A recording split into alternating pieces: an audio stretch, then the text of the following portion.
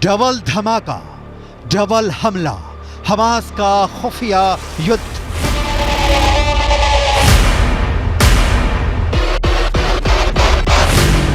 Hamas के 45,000 लड़ाकों में से कितने सुरंग के अंदर और कितने जमीन के ऊपर से इजरायली सेना पर हमला कर रहे हैं, इसे लेकर ना तो अभी तक मोसाद कोई खुलासा कर पाया है और ना ही अमेरिका की खुफिया एजेंसी को कोई भनक लग पाई है।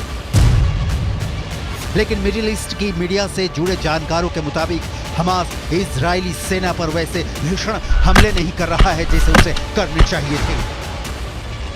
कुछ खबरों में दावा किया गया है कि भले ही इजरायली सेना दावा करे कि वो गाजा सिटी के बीचों बीच पहुंच चुकी है, लेकिन हकीकत में इस दावे पर पश्चिमी मीडिया के वॉर एक्सपर्ट्स अब सवाल उठाने लगे हैं। इजरायल के 34 से ज्यादा सैनिक जमीनी हमले के दौरान मारे जा चुके हैं। हम आपको पश्चिमी मीडिया के दावों के हवाले से बताने जा रहे हैं कि इजरायल सेना पर डबल धमाके के साथ डबल हमले की तैयारी हमास ने हिजबुल्लाह से मिलकर कर ली है।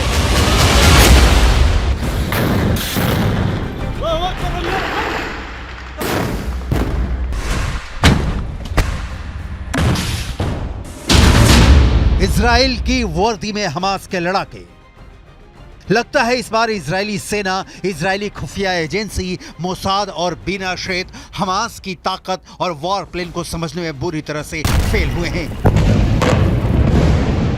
27 अक्टूबर से शुरू हुए दूसरे चरण के इजरायली हमले में दावा किया जा रहा था कि इजरायली सेना एक हफ्ते के अंदर उत्तरी गाजा से हमास के लड़ाकों का सफाया कर देगी, लेकिन अभी तक इजरायली सेना सिर्फ 400 के करीब सुरंगों को तबाह कर पाई है।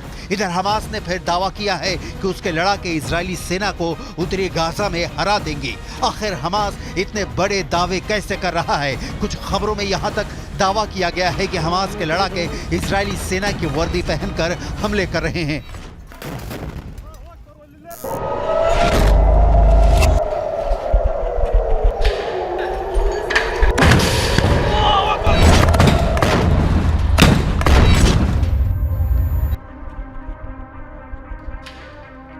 हमास सेना के शाखा अल कसम ब्रिगेड ने एक वीडियो जारी किया है जिसमें दिखाया गया है कि उत्तरी गाजा में इजरायली सेना उनके टैंक, उनके बख्तरबंद लड़ाकू वाहनों, यहां तक कि बुलडोजर पर भी हमास लड़ाके बेहद बेरहम और घातक हमले कर रहे हैं। जरा आप हमास की तरफ से जारी किए गए इस 2 मिनट 44 सेकंड के वीडियो की एक तस्वीर को देखिए, जिसमें 50% तक तबाह हो चुके गाजा में हमास के लड़ाके चारों तरफ से हमले कर रहे हैं। डबल धमाका, डबल हमला, हमास का खुफिया युद्ध।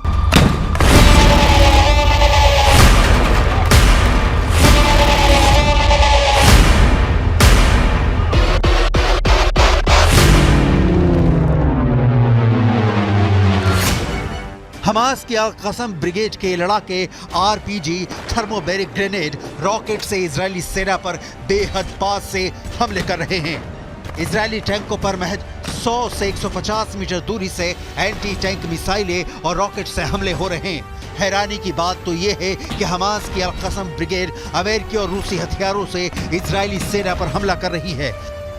हमास के पास जो घातक राइफलें हैं उन्हें देखकर ही लग जाता है कि या तो अमेरिकी हैं या फिर रूसी। इस वीडियो में दिखाया गया है कि हमास के लड़ाके अचानक तबाह इमारतों से बाहर निकलकर आरपीजी फायर कर रहे हैं या फिर टैंकों पर सीधे रॉकेटों से हमले कर रहे हैं। जबकि जमीन पर इजरायली सेना का एक भी पैदल सैनिक नहीं दिख रहा है। इजरायली सेना पूरी तरह से या टैंक के अंदर है या फिर किसी बख्तरबंद वाहन के अंदर से हमास के लड़ाकों से जंग कर रही है। हमास के इस खुफिया युद्ध ने इजरायली सेना के पसीने छुटा दिए हैं। खुद इजराइल के रक्षा मंत्री तक मानने को मजबूर हैं कि उन्हें बेहद क्रूर और शातिर लड़ाकों से जंग करनी पड़ रही है। עזה היא בסיס הטרור הגדול ביותר שבנה האדם אי פעם. כל העיר הזו היא בסיס טרור אחד גדול. מתחת לקרקע קילומטרים של מנהרות. הן מתחברות אל בתי חולים, אל בתי ספר, הן מחוברות ביניהם.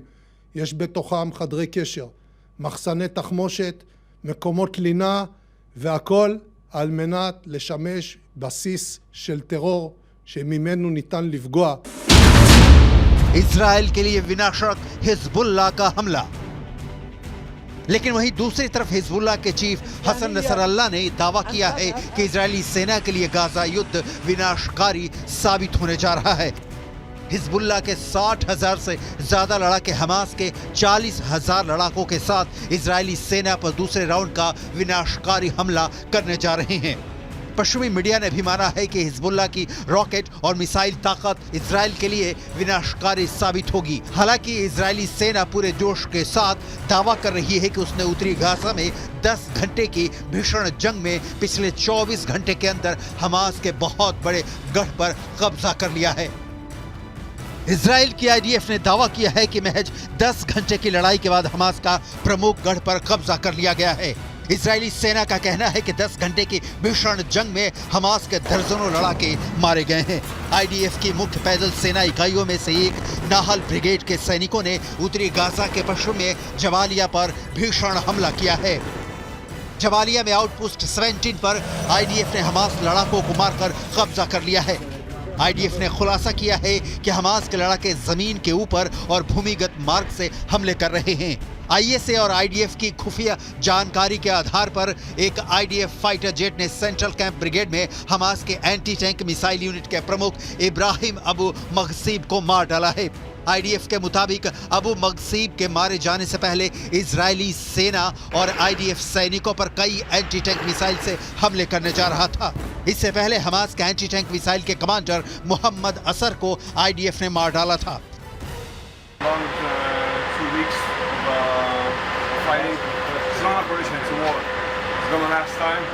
It's going to take its time until Hamas no longer exists, until our prisoners, people that were kidnapped, will come back home. It's been rough, it's been hard, but we're doing a good job.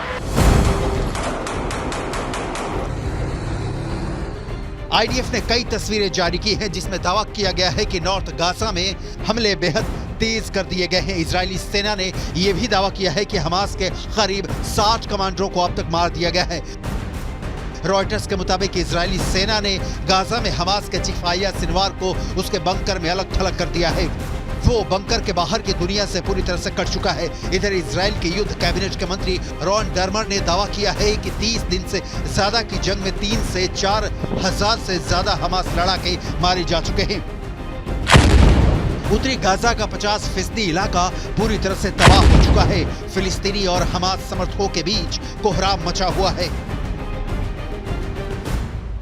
وقصف وعنا معاقة. احنا طلعنا من بيتنا لانه ما فيش المنطقة كلها اخلة.